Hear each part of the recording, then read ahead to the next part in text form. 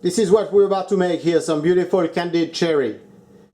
Hi, welcome to the video. We're about to make some nice little cherry garnish here. I'm going to use those beautiful cherry that I have, and I'm going to dip them into a light caramel to create a nice little garnish for dessert plating, for example. Okay, so for that I'm going to need a pound of sugar, a cup of corn syrup, 100 milliliters of water I have right here with me.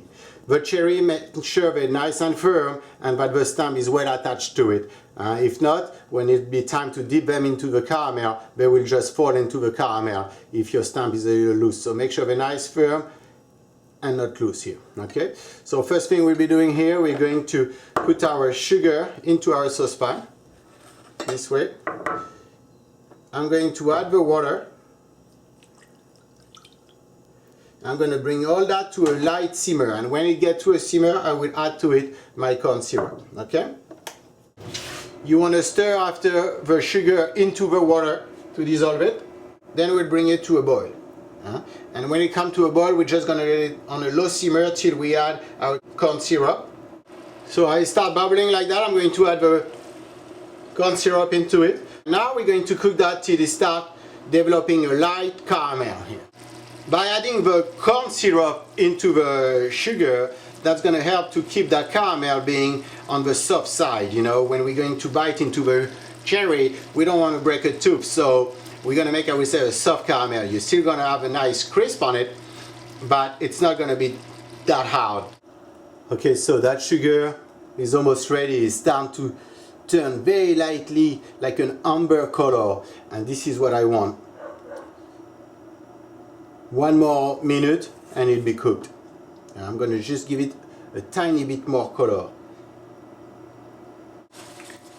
Okay, so now that syrup is perfect for the cherry dipping here. So after you remove your syrup, you want to let it cool down a little bit.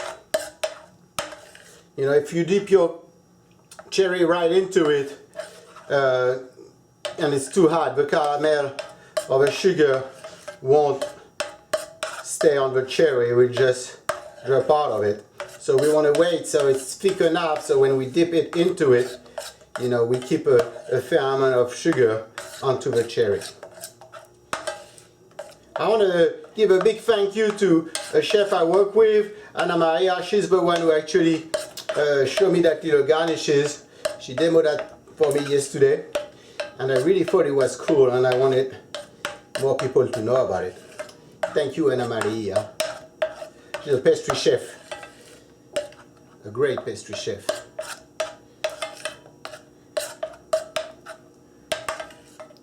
One day maybe you should come here and do some nice demo for you. You can appreciate her talent. Okay, look at that. Now it's more like, I would say, it's nice and thick, a little bit like a loose jam. That's going to be the right consistency. That's when we'll see if I learn well or not. I'm pretty sure I did. Okay, so now I'm going to bring that right here. I have pieces of tape here ready for me because I'm going to tape them onto the string. Okay, so here we go. You take a cherry and you dip it in delicately, going both ways. You kind of drag it into it like that nicely, and then you're going to put it up. I'm going to bring it right here. And here I'm going to tape it this way nicely. Make sure the tape doesn't go onto the cherry. I'm going to make another one. See, I drag it like that, then I drag it the other way. Up. Remove it, let it drip a little bit, and then we're going to tape it here. So you don't want the cherry to be too close to each other too, or as the caramel or the sugar drops from them, it will touch the other one. They'll be kind of kissing. And we try to prevent that. So again, I take the cherry, you drag it in delicately, you know, up, and then you just put it out like that. Okay. Now you understand why the stem needs to be nice and well attached to a cherry. Okay.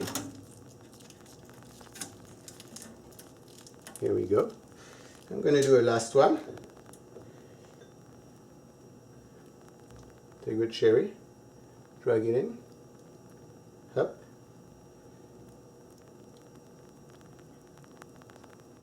And here we are, our beautiful candied cherry. Thank you for watching. I hope you enjoyed. If you did, let me know. Press the like button and subscribe.